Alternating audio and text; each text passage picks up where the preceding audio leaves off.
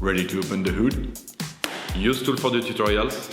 And for car parts, the right idea is the Mr. Auto app. Easy, fast, and with better prices than on the website.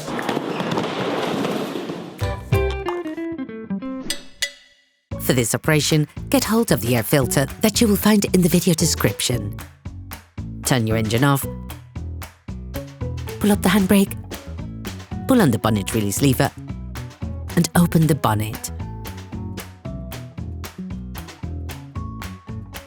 You should now be able to easily see the airbox to change the filter.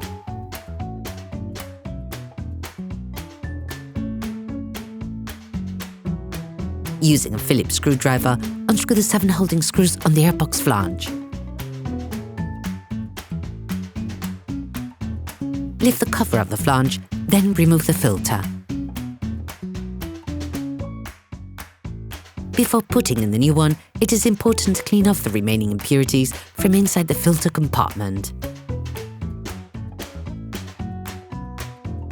All parts used in this tutorial are supplied by our trusted partners. These partners also help us create as many video tutorials as possible. Check them out in the description below. Take the new filter and compare it with the old one to ensure that they're identical.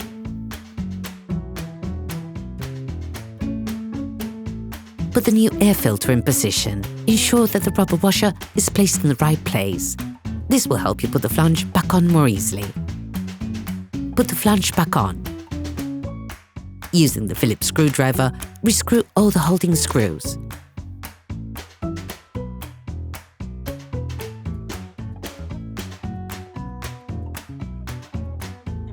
Operation completed.